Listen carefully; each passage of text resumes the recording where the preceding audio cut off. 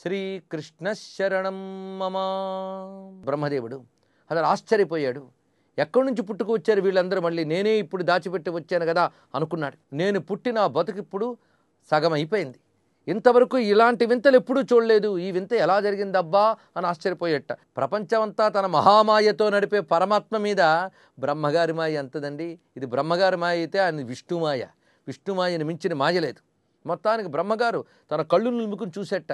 చూడగానే చిత్రం ఏంటంటే అక్కడ ఎంతమంది గోప బాలకులు ఉన్నారో అంతమంది విష్ణువులు కనబడ్డారు. ఎన్ని లేగలున్నాయో అన్ని విష్ణువులు కనబడ్డాయి. అంటే విష్ణువులు అనేక రూపాలు గోచరిస్తున్నాయి. విష్ణువు అంటే సామాన్యమా? ఆ విష్ణువు దగ్గర మళ్ళీ లక్ష్మీదేవి, ఆదిశేషువు, ఇతర దేవతలు, ఆ దేవతల్లో బ్రహ్మగారు, ఇలా అనేక మంది దేవతా సమూహాల మధ్య ఉన్న విష్ణువులు అనేక మంది కనబడ్డట. అంటే విష్ణు మండలములే గోచరించాయి. ఆశ్చర్యచకితుడయ్యాడు.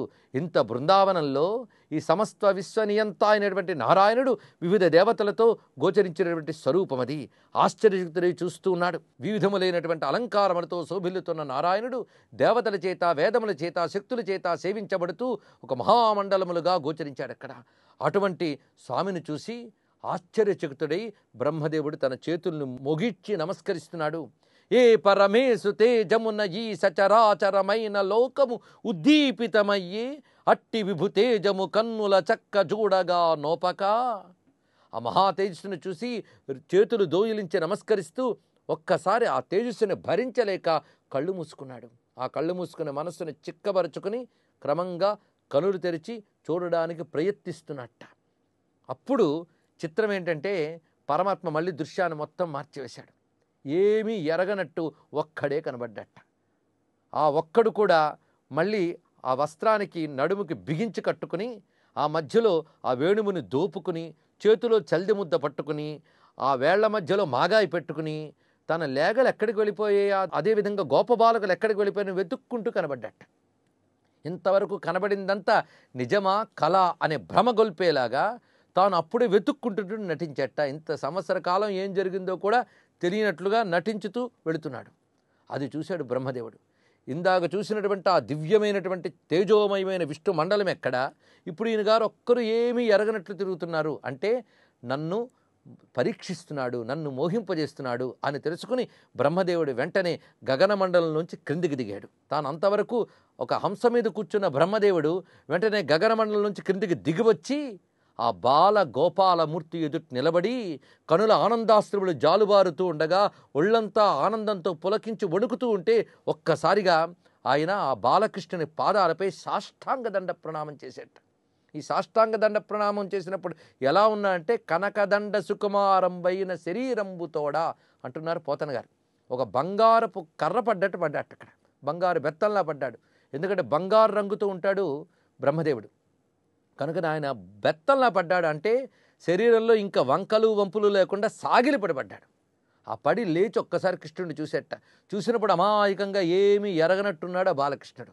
ఆయన మందహాసం, ఆ మందహాసంలో ఎన్నో భావాలు. అటువంటి స్వరూపాన్ని చూసిన వెంటనే బ్రహ్మగారికి ఒక్కసారి కనులార చూస్తూ మళ్ళీ నమస్కారం చేయాలని బుద్ధి పుట్టింది. మళ్ళీ పడి నమస్కారం చేశాడు. అయితే ఆ నమస్కారం చేసినప్పుడు రూపాన్ని చూడలేకపోతున్నానని మళ్ళీ లేచి రూపం చూసేట. ఆ రూపం చూసిన వెంటనే నమస్కారం చేశాడు. కనుక రూపం చూస్తే నమస్కారం చేయాలనిపిస్తుంది, నమస్కారం చేస్తున్నంతసేపు రూపం చూడాలనిపిస్తుంది. అందుకు మాటి మాటికి లేచి మాటి మాటికి నమస్కరిస్తున్నాడు. పైగా బ్రహ్మదేవుడు ఎటువంటి కృష్ణుడిని చూస్తున్నాడు? ఇంతవరకు సమస్తములైన జగన్మయమైన తన జగన్నాథ రూపాన్ని చూపించిన కృష్ణుడు అమాయకమైన బాలరూపాన్ని చూపిస్తున్నాడు. కనుకని ఈ బాలుడే జగన్నాథుడు అనే విషయాన్ని తెలుసుకున్నాడు బ్రహ్మదేవుడు. జయ జయ గోకుల బాల జయ సకలాగమ మూల దయయా మాంగోపాల దీనం పాలయ బాల జయ జయ గోకుల బాల. హే గోకుల బాల అంటే గోకులంలో బాలుడుగా అవతరించిన హే కృష్ణ. ఎందుకంటే నువ్వు కనబడుతున్నది బాలరూపంతో, కానీ ఇదే సమయంలో నాకు తెలిసి వచ్చింది జయ సకలాగమ మూల, సకల వేదములకు మూలమైన వాడు నువ్వు అని తెలియవచ్చింది. కనుక నన్ను క్షమించి అనుగ్రహించవయ్యా అని ప్రార్థన చేస్తున్నాడు. ఇక్కడ గోకుల బాల అన్నప్పుడు ఎటువంటి బాలుడు కనబడ్డాడు ఆయనకి?